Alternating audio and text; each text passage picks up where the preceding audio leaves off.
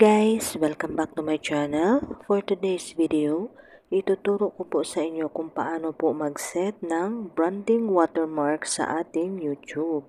So guys, bago ang lahat, please don't forget to subscribe my channel, like and comment. So guys, umpisahan na natin. Una guys, punta tayo sa ating Chrome. Ayan. Punta tayo dito. Ayan, naka-ready na guys. I-click nyo guys yung customize channel. Ayan, naglo-loading siya guys.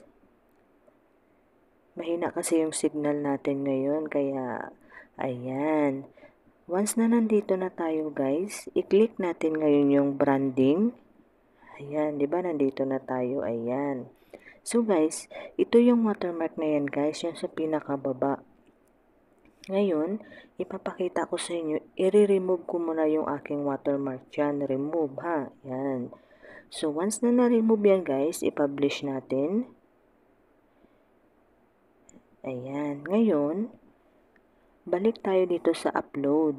Ayan, upload. I-click natin yung upload. Ayan. Dito tayo ngayon dadalhin sa ating mga image. Pili kayo sa image nyo dyan guys kung ano ang gusto nyo dyan. So may naka-ready na ako dito. But take note pala guys, bago kayo gumawa nito, kailangan may naka-ready na kayo na YouTube na branding para ilagay nyo sa inyong mga video. So may naka-ready na ako. Example guys, ito. Ayan. I-click ko lang ngayon yung done. Ayan. O diba nandyan na siya.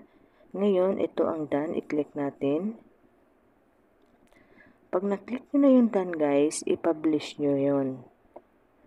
Automatic guys, nandoon na yan sa inyong mga video. Tapos, dito sa baba, may pagpipilian kayo itong tatlo na to. Sa pinakababa, end of video, custom start time, entire video. So, ang pipiliin natin, entire video guys. Kasi nandyan na yan guys, hanggang sa matapos ang ating mga video. So, i-click natin yung entire. Ayan. And then, i-publish natin. Ayan. Automatic guys.